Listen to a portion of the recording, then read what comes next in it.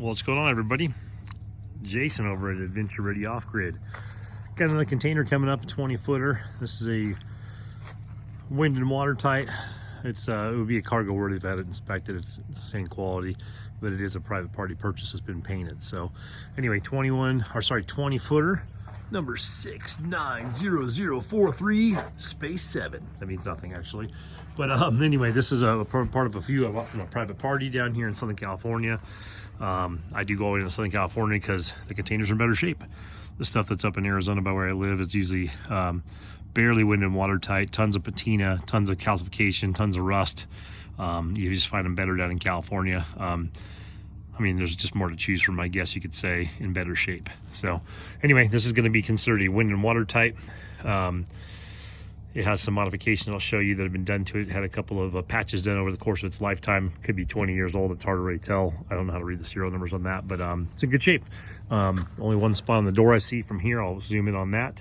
That I would say has any real issues, but that's an easy little cleanup right there. Other than that, it's pretty solid. It has a elastomeric waterproof UV protecting coating on it. I'll try and scale up the side of the door here with one hand and see if I can show you guys that. But exterior wise, pretty clean. Like I said, this has been repainted. I believe this was burgundy at one time because the inside has burgundy. Yeah, you can see the burgundy up here. So a lot of people will paint them yellow or earth tones because of their restrictions on their housing codes down here. If you have rural property and they put a bunch of condominiums right next to your house, this is my buddy's property down in Kaipa, but you can see he's got this huge property, and all of a sudden, not out here, but people will start, they have these properties on Elsinore and in the desert of California, and they'll put some track homes next to it, and they'll want this to match like your fence or match the buildings or whatever. So people will end up painting these tans, like a dull yellow, greens, browns, very common. When you see these earth tones, it's because they had to match a fence because the condominium people that came in 20-30 years later decided they didn't like the way the containers looked on people's properties, if they're red or pink or blue or orange or burgundy, and they end up painting them these earth tones to blend in. And then eventually the condominium places and stuff like that complain so much, sometimes I end up picking them up because people just have to get rid of them because of restrictions. They have to build like a sidewall to block it or overhang to block it. It's ridiculous. So anyway, we reap the benefits of that. So this is not that type of sale. I'm just saying that's a lot of times why you see them painted in these more earthy type tones, because the burgundies, blues, greens, pinks, yellows don't jive with some of the codes that the county or the city. A lot of times you go from county and you get incorporated into city and you take on all those new codes. So anyway, just a little bit of tidbit there. But yeah, so exterior is in great shape, has a lockbox, handles work awesome. The latch, I'll show you down here, goes all the way around. Sometimes the little cog things get messed up and they go around, but I mean, like I said, they work perfectly. They handle well. The doors open good. They hold themselves, but they open smoothly. This side doesn't have a dent on it. There's a patch someone did at one time. I mean, like I said, I don't know the history on this. One's a private party sale. The patch is done phenomenally well. That wasn't a private party patch. That's something from a container business, most likely. Nice and clean. The vents are still there. Like you say, a little bit of burgundy right here. See the drips right here. The last owner of this, I don't know how many owners it went through, he put elastomeric coating on here just to make them UV protected. He was keeping guns and ammunition in these for a business, and so he wanted to keep some of that heat off of them. There's a bunch of them together, so the sides didn't see much life. It was just the roof. Anyway, that's an easy cleanup. I may clean it up before I sell it. I'm not that super worried about it. Most of mine go to rural areas. So bottom tray right there, the line, a couple of dents, but nothing major. He picked it up in the air. I'd say out of 30 some odd floor trusses, 3 of them had some patina, like they got a little bit of moisture on them at one time. I'll show you, there's a patch. Oh, the whole inside is redone, all brand new wood. So they probably had a leaky floor at one time in this thing, maybe what it is, but everything's been brought up to code and up to snuff, and it's all done really well. So, and all sealed properly. So between the trusses on the floor, when it was up in the air 30 feet and he was loading it on here with a crane, I saw that there's about 3 of those trusses had a little bit of a rust going, but the rest of them are holding up really nice. So this side's got a little bit of a rougher side, I mean, just some ripples, and it's hard to tell, you know, what those look like because they're painted, but there's nothing major structural issues. Another patch over here. In the past, we can see how the patch isn't done with like a different metal. It's done with the same metal that these are made with. It's always a good sign. That probably means it spent quite a bit of its life in some sort of a capacity at a container business, either being rented out, utilized, whatever. So when I buy them off like Aztec rentals and stuff like that, the patches will always match the style of the actual container. So lockbox right here, these are about 55, 60 bucks for a lockbox. If you're not familiar with a lockbox, there's a little extended piece right here, a little L channel with a little hole punched out of it where you can put a padlock in there. The nice thing is when this closes up, that piece goes up and comes through here, and the padlock's up inside here. Does that make this thing bomb-proof? No. It just detours the theft, okay? Typically, these things get latched over here. You bring this down, there's your padlock, okay? I put a padlock on this side just for kind of shits and giggles because you can't get this one open without this one open.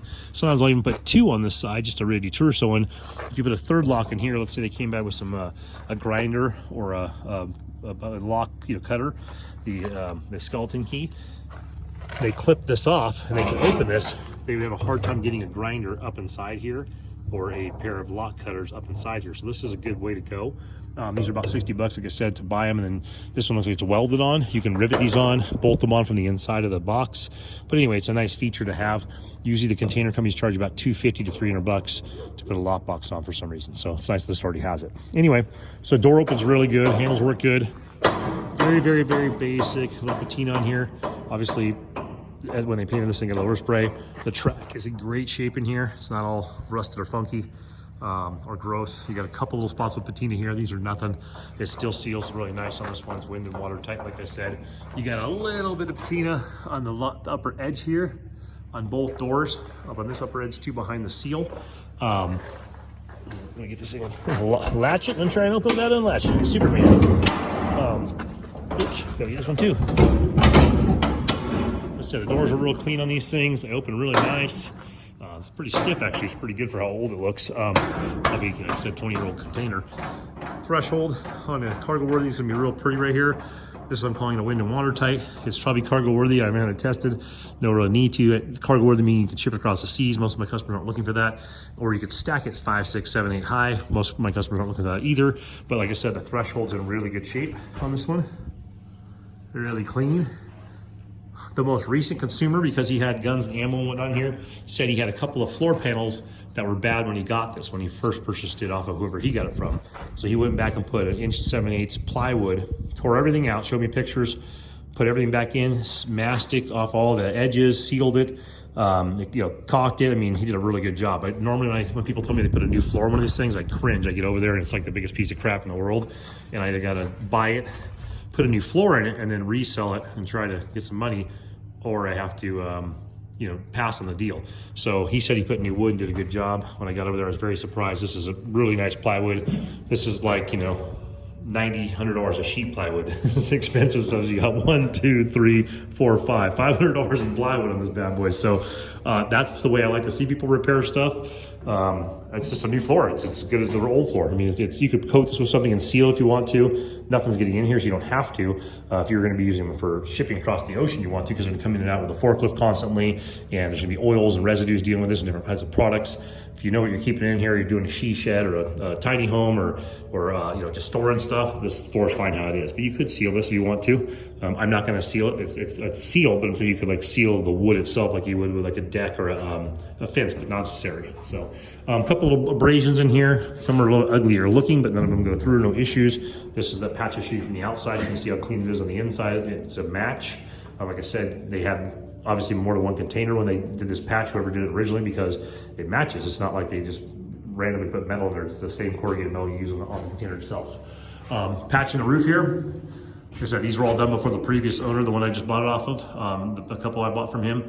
So he was just gonna go into the history, and I'll show you the roof if I can climb up there. This is a typical patch you're gonna see in these things. That was done before he got it. Everyone likes to go and just put a piece of metal on there. This is a piece of metal that does match the corrugated, so it is a container piece. But they put a bunch of textures in there, they sealed it up, and then now he has elastomeric over top of this. So this isn't leaking at all. There's no issues, but at one time, someone did have probably a puncture there. I doubt it rotted through it, probably just had a puncture and it just kind of ate itself. So there's a nice repair done there. That's the standard way you see repairs from normal people, not container businesses. Everything else on here is from container business. Boom, there's the other one from the outside. Nice and clean. Like they said, it's all sealed. This floor, no buckle at all. I mean, you could have a You could go teach country line dancing this thing if you wanted to, close proximity, but the floor holds up really nice. There's no issues. It is super, super solid. Like I said, I think it's 1 inch and 7/8, 7/16, something like that. I mean, it's the it's the same thickness as original, done well, butted up to each other, you know, real tight on the seams. Like I said, if you wanted to, you could seal the actual wood, but it does a mastic and has sealing in between each of the cross beams, he said, and between each of the contact points. So it's really sealed well. So anyway, that's what we're looking at right here. Let me try and climb up the front of this thing without falling off. And then you guys laugh at me, and I will give you a little idea what it looks like. So bear with me. I'm gonna do a one-hander pull up here. It's hard to do when you're chubbier than the muscles in your arms allowed to lift. So let's see how we do this. Spider-Man's kind of a sheep cousin. Okay, so you can see this has got an elastomeric coating over the top of the entire container. I've talked about this in the past. I've considered doing all mine like this, but sometimes I get them so quickly in and out, I don't even have a chance to touch this. So you can see where you kind of stop the sealer. This is like the Henry stuff you can buy at Home Depot, or you can buy it from Dicor for the RV industry. It's an EV elastomeric coating that usually has like a 5 or 10 year shelf life. It's not necessary on containers at all. Like I said, he didn't put it on there to seal it. He put it on there to bounce the UV and sun rays off of there. So it works well for that. I mean, probably cost you, 150, 200 bucks in product to do this yourself. So it's a nice touch, and it's nice to have it up there. It doesn't hurt anything whatsoever at all. But that's what the little streak you saw going down the back is. It's this UV protection. So, all right. So we're gonna do the reverse.